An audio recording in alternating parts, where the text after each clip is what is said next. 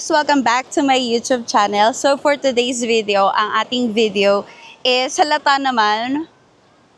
Nandito tayo ngayon sa Bolinao. Kita nyo naman basa na yung hair ko kasi done na ako mag pictorial and all and video and everything. So this is our second day here sa Patar. Ngayon pa lang ako nakapag-video kasi yesterday. At hindi ko alam, sobrang sumama yung pakiramdam ko. And everything ako. But hindi ako nakapunta dito sa beach kasi sobrang sama ng pakiramdam ko hanggang gabi. Hindi ako nakakain and all. Pero ngayon, gumising ako ng maaga para makapag-video dito and pictorial. Talagang bumawi ako. Kasi sayang naman ang paggala. So later, ipapakita ko sa inyo yung mga group of friends ko na kasama ko. So, sobrang ganda dito. Hindi siya yung parang sobrang tirik na araw. Although, andito kasi yung araw. Ayan yung araw. Pero hindi siya tirik na tirik like now. Anong oras na? Siguro mga nasa 7 o'clock in the morning na. Pero ang ganda, yung parang nasa lilim pa rin siya and all. So, ayun, later, mag-room tour tayo and i-tour natin yung buong resort para magkaroon din kayo ng idea kung gusto nyo pumunta dito sa resort na to. So, see you later!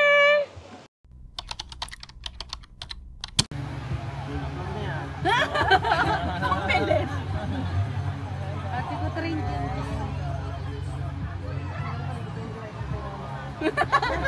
Tudo sa paligid. Okay, go. No, sa DJ, I can handle this.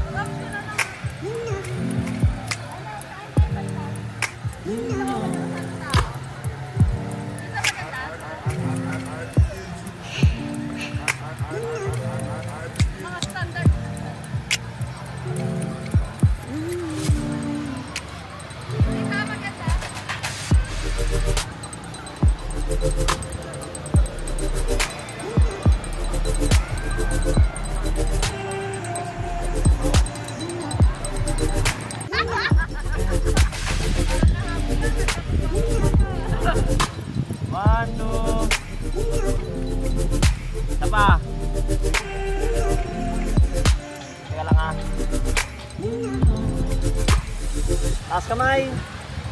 Happy dapat, happy. One more.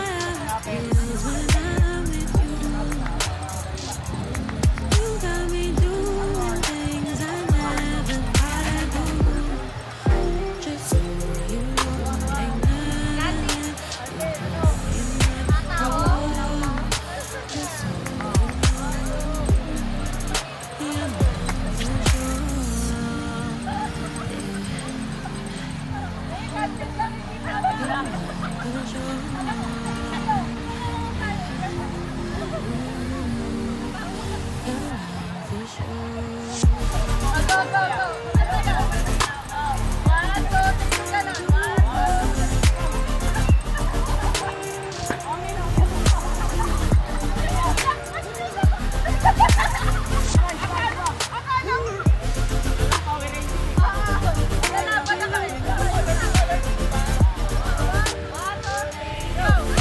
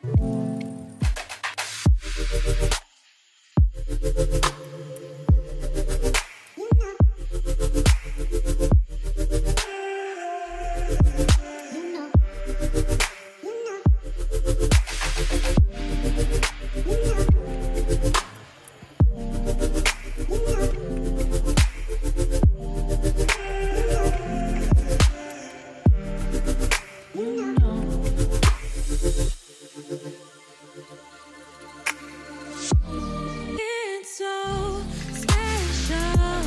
What feels when I'm with you. You got me doing things I never thought I'd do. Just so you know, ain't never let you go. You're my whole. Just so you know, you're mine for sure.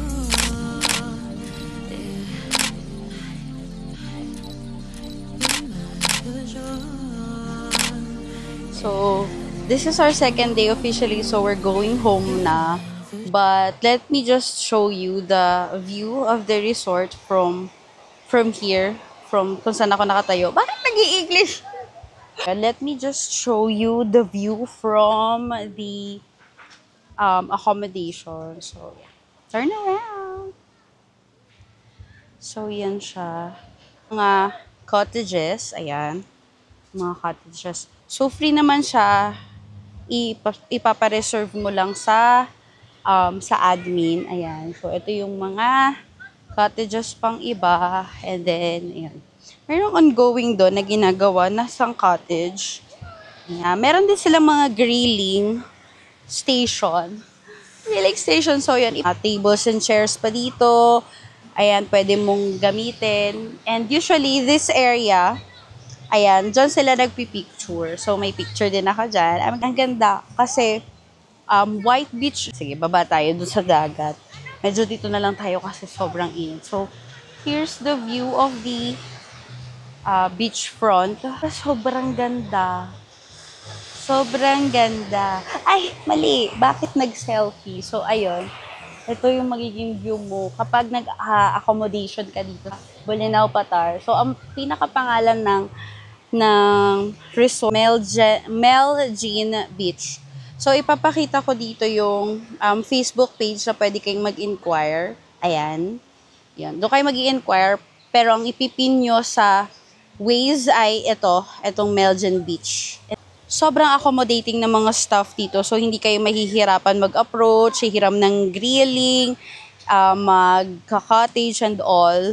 So, punta tayo doon banda kasi may design doon ng happy birthday. So, additional is pwede kayong mag-set up ng birthday something nyo. Ayan. Dito meron siguro, yesterday, merong nag-celebrate dito ng kanilang birthday. So, ayan. From the beach, ito naman yung mga rooms. Ayan. Meron silang beachfront na mga rooms. Ayan. 2 floors yan. And then, dito pa. Meron pa. Ayan. Room number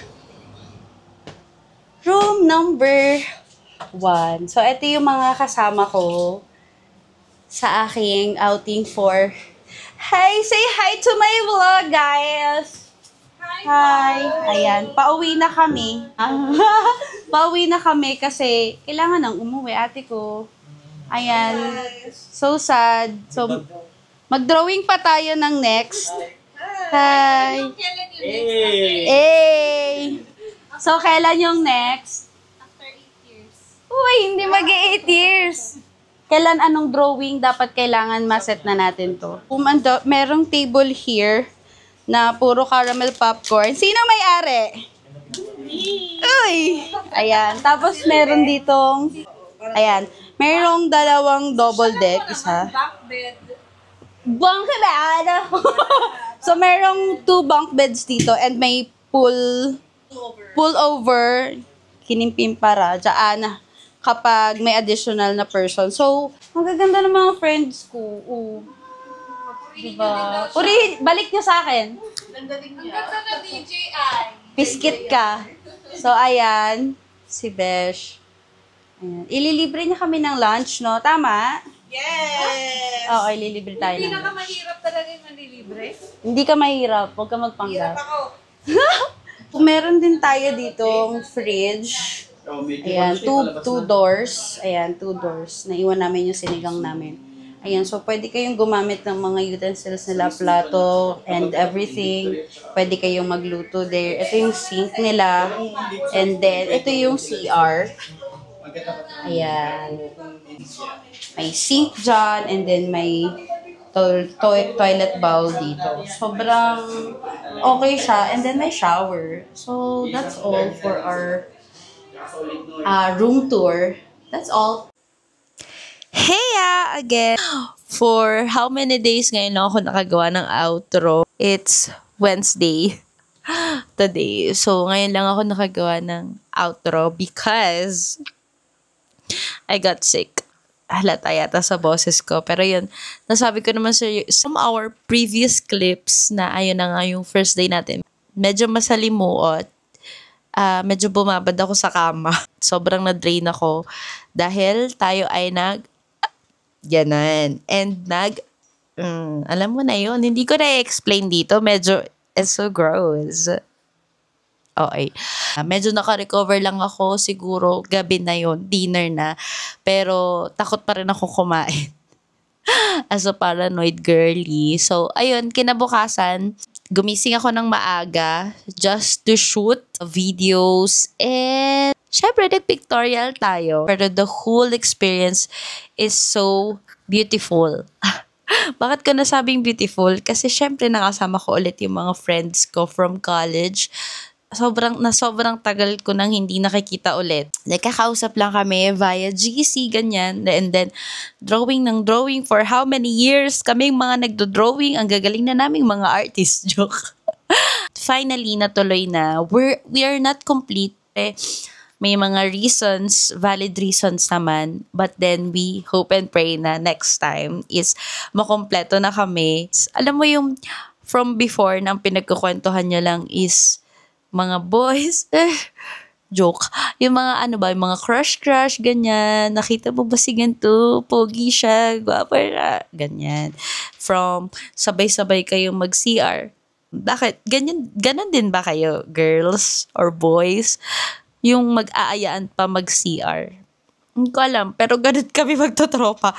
Kala mo may gerang pupuntahan na kailangan kompleto kami. Ganon talaga.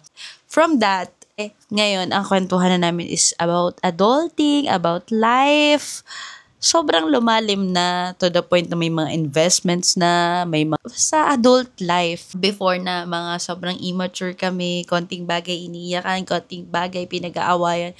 Ngayon, grabe yung pagiging open-minded ng isa't isa. And then, we can share advices and all. Ang masaya kapag nasa true circle ka is you can be you. Yes, you can be you. You can show your vulnerability. You can show everything you can show nang hindi ka natatakot na i-judge ka. So, yun yung friendship namin na for the longest time from college is nabuo until now. Hindi man kami lagi-laging nagkakasama, pero alam mo yun, pag nagkita-kita kami or nagkakausap kami, hindi rin kami lagi nagkakausap kasi busy nga ang mga tao na ito. Yung hindi namin ma-align yung mga schedule namin before, but then ginawa namin ng paraan para nagkasama-sama kami. But I feel sorry kasi nung first day nga, hindi ako nakasama sa bonding. Nung second day, bumawi naman tayo. Enjoy ko lang every moment na kasama sila. And dakwentuhan. Parang kulang yung 22 hours, 24 hours na magkakasama kami. Kulang siya kasi ang dami-dami naming dapat pagkwentuhan about life, about sa mga pinagdaanan namin, about sa mga milestone namin sa buhay and all, ganon. If you have this kind of friendship, you should treasure this. it doesn't matter kung malaki man o maliit ang circle mo. If you have that circle na kaya mong ipakita yung tunay na ikaw, na wala kang kinukonsil na, ay baka hindi nila ako matanggap kung ganito ko, ganyan ako, whatsoever. Treasure it. Sobrang saya lang ng naging experience and hopefully, ang lakas ng electric fan. Char. And I know in my heart, na mas marami pa kaming mapag-sharean na matututo ang bawat isa.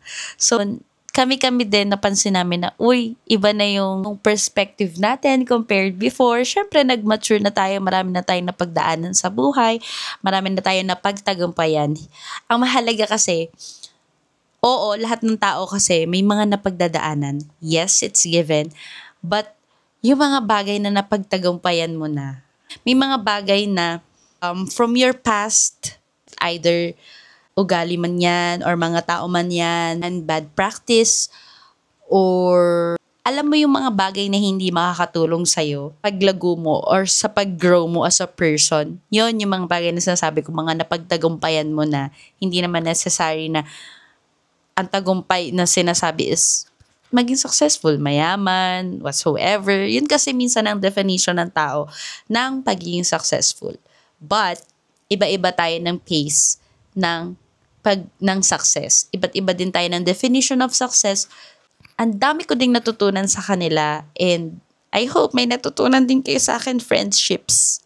Ayun. So, yung mga traits na mga makukulit, maingay, nandun pa din. To sum up everything that I experienced on that 24 or 22 hours, hindi ko kasi ma-distinguish na nakasama ko sila. It's all worth it. Worth the haba ng biyahe. And I hope and I pray na magkaroon pa ng kasunod. Grabe. Before, alam mo yung kung ikaw familiar ka. Wow. Hindi. From before na ang lunch lang namin is fried noodles or alam ko, meron ka din ganito, Angel's Burger ang sumagip sa inyo. Kasi buy one, take one, pwede kayong maghati. Yun, from there, nakita mo yung naging step by the step na sumakses na ang bawat isa. Ayun, hindi man ganun kagarbo, pero nakita mo, ang laki na ng difference. Yun nga yung sinasabi natin na malayo na pero malayo pa. As I said, if you have friends or friendship na katulad nito, treasure it and keep it. Yan lang. Maraming salamat for watching our vlog today. Hope you like this video. Katulad nga ng lagi nating sinasabi, every time matatapos ang ating vloggeralables, please like, share, and subscribe to my YouTube channel and click the notification bell below para updated ka pa sa mga next nating vlogs na i-upload. So, yun na nga. Maraming salamat. Have a nice day and God bless you all. Bye!